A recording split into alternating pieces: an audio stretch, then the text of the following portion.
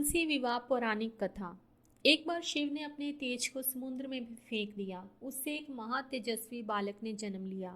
वह बालक आगे चलकर जालंधर के नाम से पराक्रमी दैत्य राजा बना। उसकी राजधानी का नाम जालंधर नगरी था।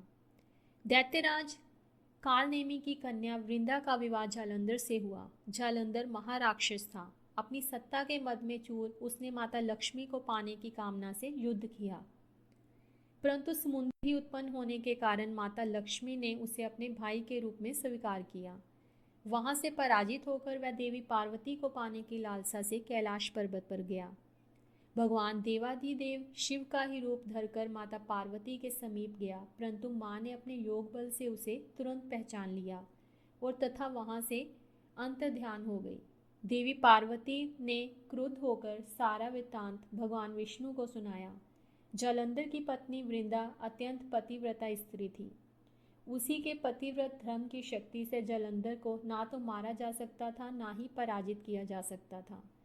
इसलिए जालंधर का नाश करने के लिए वृंदा के पतिव्रत धर्म को भंग करना बहुत आवश्यक था। इसी कारण भगवान विष्णु ऋषि का वेश धारण कर वन में जा पहुंचे, जहां वृंदा अकेली भ्रमण कर रही थी।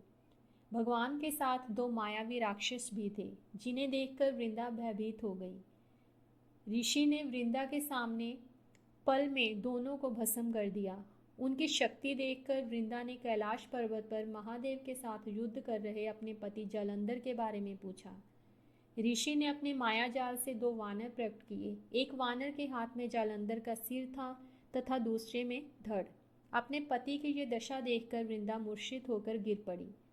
होश में आने पर उन्होंने ऋषि रूपी भगवान से विनती की कि वह उसके पति को जीवित करे। भगवान ने अपनी माया से पुनः जालंधर का सिर धड़ से जोड़ दिया, परंतु सव्य वह उसी शरीर में प्रवेश कर गए। वृंदा को इस छल का तनिक भी आभास न हुआ। जालंधर बने भगवान के साथ वृंदा पतिव्रता का व्यवहार करने लगी, जिससे उसका सतीत्व भंग हो गया। ऐसा होते ही वृंदा का पति जालंधर युद्ध में हार गया।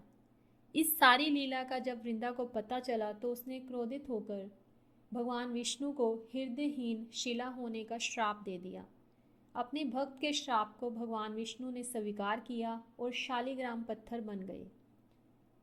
सृष्टि के पालनहर्ता के पत्थर बन जाने से ब्रह्मांड में असंतुलन की स्थिति हो गई। ये देखकर सभी देवी देवताओं ने वृंदा से प्रार्थना की कि वह भगवान विष्णु को श्राप मुक्त करे। वृंदा ने भगवान विष्णु को श्राप मुक्त कर सव्य आत्मदाह कर लिया। जहाँ वृंदा भस्म हुई वहाँ तुलसी का पौधा उगा।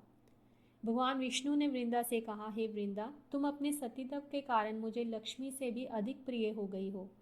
अब तुम तुलसी के रूप में सदा मेरे साथ रहोगी।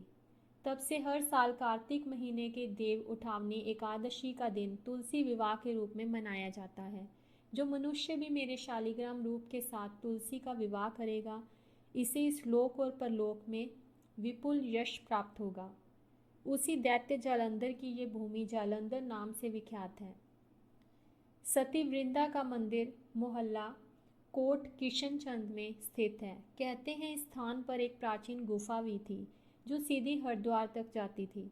सच्चे मन से 40 दिन तक सती वृंदा देवी के मंदिर में पूजा करने से सभी मनोरथ पूर्ण होते हैं।